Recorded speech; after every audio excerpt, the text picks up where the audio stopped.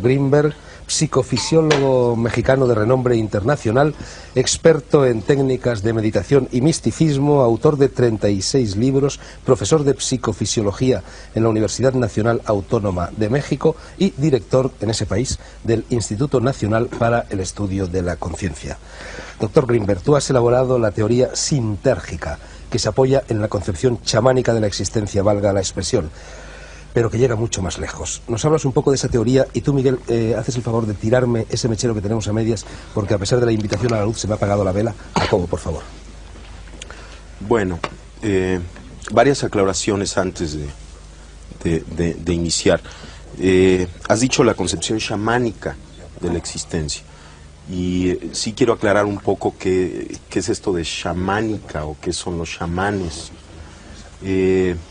Son los sabios indígenas de muchos lugares del mundo. Nosotros hemos estudiado a estos sabios en México, y una de las linajes de estas gentes se encuentra en el estado de Sonora, los yaquis de Sonora. Y ellos tienen... Los de Carlos Castaneda. Ah, sí. Y ellos tienen una concepción acerca de cómo se crea la percepción. Se interesan fundamentalmente en explicar o en tratar de explicar cómo aparecen las imágenes, cómo aparecen los sonidos, cómo aparecen los diferentes niveles de la realidad. Entonces, en este sentido, la teoría sintérgica tiene relación con esta concepción chamánica, pero no surge de ella, está relacionada, porque esta teoría también es un intento teórico para tratar de explicar cómo se crea la percepción. Pero la nomenclatura que utiliza es diferente a la que utilizan los chamanes, aunque las conclusiones son muy similares. La teoría sintérgica afirma que existe una organización básica del espacio. Esta organización básica sería como una matriz, un enrejado, una celosía, cuyo estado fundamental es de total coherencia y simetría. En esto está de acuerdo también la física contemporánea. Cualquier modificación en esta matriz fundamental del espacio, un instrumento físico la detecta como una partícula elemental. Entonces el instrumento detecta que hay algo que aparece contra un fondo estable de total coherencia, y los físicos y las gentes que conocen lo que significa la medida del instrumento hablan de la aparición de una partícula elemental. La idea es que las distorsiones de la latiz, sobre todo las distorsiones complejas, son lo que podemos denominar objetos. La teoría sintérgica afirma que el cerebro humano es capaz de distorsionar la estructura de la latiz en la forma más compleja conocida en el universo, y esta distorsión compleja de la latiz constituye la realidad perceptual, de tal forma que cada una de las actividades neuronales constituye una microdistorsión de la latiz. Y puesto que el cerebro humano contiene alrededor de entre 10.000 y 12.000 millones de elementos neuronales, cada microdistorsión, cada alteración de esta estructura básica del espacio interactúa entre sí, formando una macrodistorsión compleja, a la que la teoría le llama el campo neuronal, de tal forma que la hipótesis fundamental de la teoría sintérgica es que la percepción surge como resultado de la interacción del campo neuronal con la latiz del espacio. Existen diferentes niveles de interacción entre el campo neuronal y la latiz, y cada uno de estos niveles constituye o se asocia o se percibe como un nivel diferente de conciencia. Por ejemplo, existe la conciencia auditiva, la conciencia visual, son diferentes tipos de conciencias, y la teoría afirma que cada una de ellas está relacionada con los parámetros de esta interacción entre el campo neuronal y la latiz. Para el creador de la teoría, la experiencia de la creación es un evento extraordinariamente interesante. Cuando la teoría se crea y se da como resultado final, el oyente de la teoría puede considerarla como producto de una intelectualización ajena a la experiencia. Pero toda creación de una teoría, cuando esta teoría es profunda, proviene de la experiencia. Por ejemplo, yo mencioné estos sabios indígenas que están interesados en explicar la percepción. Ellos tienen una teoría de la percepción, pero esta teoría de la percepción surge de su experiencia. Ellos perciben el mundo en cierta forma que es distinta a la percepción que tiene otro tipo de gente por haber nacido en otra cultura, simplemente por esto. Y entonces a partir de esta percepción crean una concepción.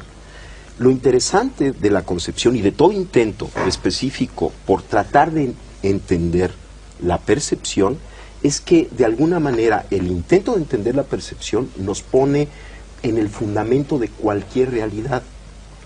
En nuestra época, uno de los grandes peligros y uno de los grandes dolores que estamos viviendo es la pérdida del significado y la dispersión.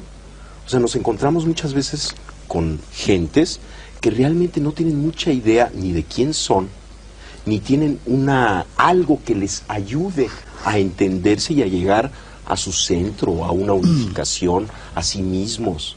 Entonces, el intento, por ejemplo, de explicar la percepción es un intento de lograr esta unificación, porque estaremos en la base de la creación de cualquier realidad, y entendiendo cómo se crea la realidad, nos ayuda a unificarnos. Entonces no es un intelectualismo, sobre todo en el proceso de creación, porque la teoría fina, la teoría profunda, siempre surge de la experiencia.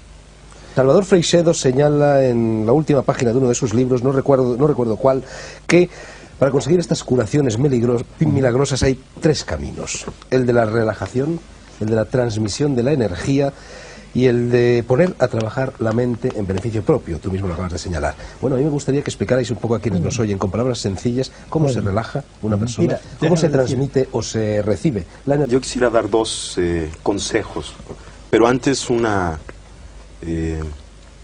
algo muy interesante.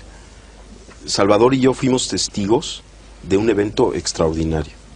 Y vamos, yo soy un científico, yo tengo un laboratorio, estudio la actividad cerebral, la fisiología cerebral, y me invitaron a conocer a esta mujer Pachita y a sus operaciones. Y lo que yo vi ahí, en principio, contradecía todo concepto y todo conocimiento que yo tenía acerca de la realidad. Y a mí lo que me enseñó esto que vi, que Salvador pues lo estaba describiendo y que yo fui testigo también de aquello, lo que me enseñó es que yo no puedo decir cuál es el límite de la capacidad humana. A partir de esa experiencia yo no me atrevo a decir el ser humano no puede hacer esto, el cerebro tiene tal límite en su potencialidad, sino que parecería que estamos dentro de un continuo extensísimo y no conocemos cuáles son los extremos de este continuo. Ahora, los dos consejos. Los dos consejos. Uno es la risa.